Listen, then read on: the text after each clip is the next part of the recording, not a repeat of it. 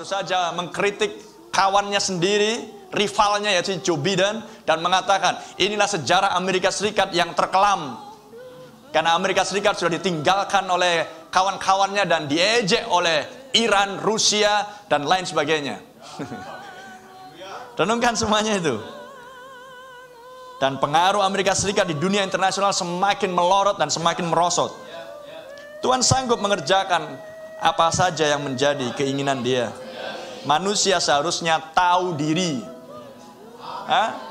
Tetapi kalau Tuhan sudah mengeraskan hati Firaun, maka tidak ada lagi tahu diri. Yang adalah muka tembok. Amin. Itulah yang terjadi dengan NATO dan blok barat.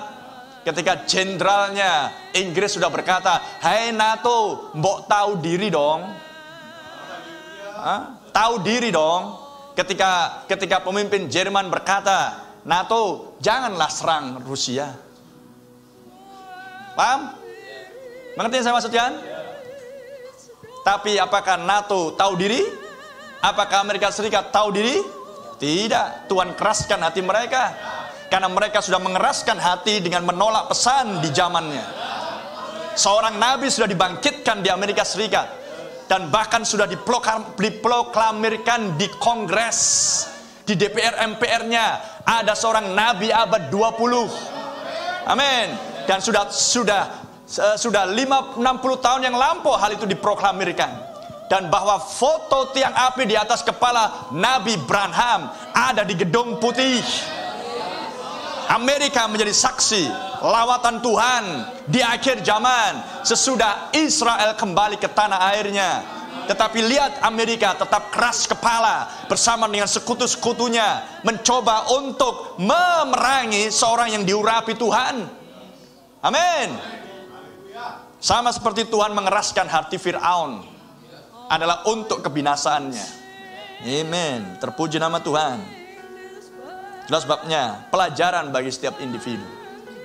Jangan ada yang mengeraskan hati. Karena jika Anda mengeraskan hati kepada setiap firman, brother, aku percaya pesan, tidak cukup. Anda harus mengikuti firman yang hari ini. Jangan keraskan hatimu. Maka tiba waktunya Tuhan akan mengeraskan hatimu. Dan jangan pernah menangis untuk sebuah pertobatan. Sudah terlambat. Apakah Amerika masih ada waktu? Masih ada waktu bagi Amerika bertobat? Tidak ada. Berarti sudah terlambat. Kapan terlambatnya? Sudah 60 tahun yang lampau. Renungkan itu pelajaran dengan kata lain seperti ini. Perhatikan baik-baik. Anda tidak bisa mengerjakan dari dirimu sendiri. Jikalau Tuhan tidak menyingkapkan hal-hal yang besar. Supaya hal-hal yang besar yang disingkapkan yang adalah misteri itu bisa diturunkan ke level yang lebih rendah. Untuk menjadi contoh.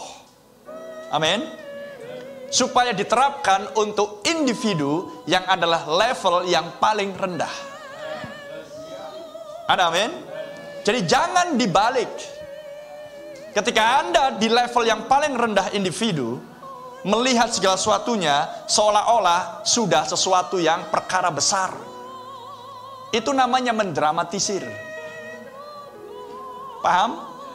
Apa yang Tuhan sudah singkapkan di level internasional dan zaman, metodenya sama. Turunkan itu ke level bangsa, nasional. Turunkan ke level gereja lokal. Turunkan ke level keluarga. Turunkan ke level yang paling rendah, individu. Anda melihat contoh yang besarnya dulu. Inilah yang dikerjakan Tuhan di akhir zaman. Tuhan singkapkan apa yang selama ini tidak dimengerti. Amin. Dan ketika umat Tuhan melihat, maka umat Tuhan bisa menarik apa yang Tuhan sudah singkapkan itu untuk dirinya. Ada amin? Lihat hal yang sama yang saya sampaikan di Pangkatan. Ini masanya ketika bangsa-bangsa harus mengambil keputusan berpihak kepada siapa. Ada amin? Gak akan ada bangsa yang berpihak pada firman. Tidak akan ada itu. Jangan mimpi untuk hal itu. Karena Tuhan berurusan dengan individu.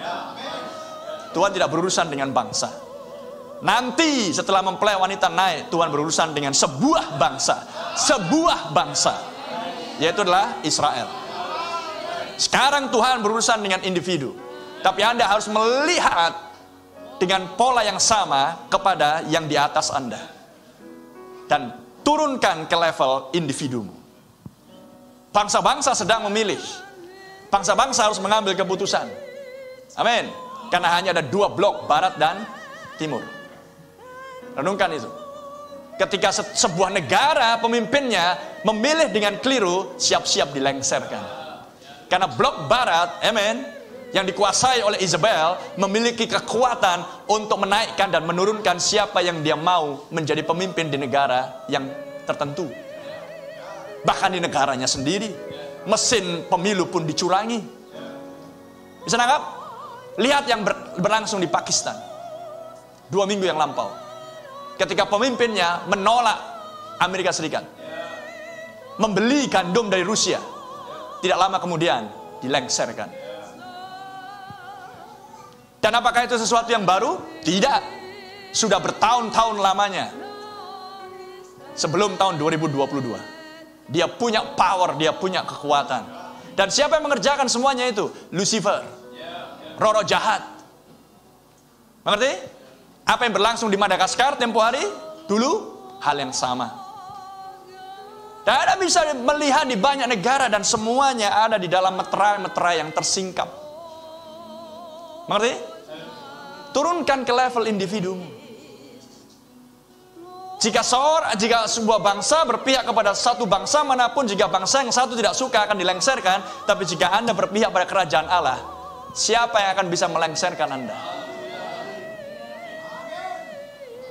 Amen. Dan ini zamannya untuk memilih. Waktunya memilih masih ada. Waktunya mengambil keputusan bagi setiap individu masih tersedia. Tapi tiba waktunya, hari itu akan berakhir. Dan Anda akan menangis, Anda akan meraung-raung, Anda akan meratap, tidak akan ada yang mendengar. Amin.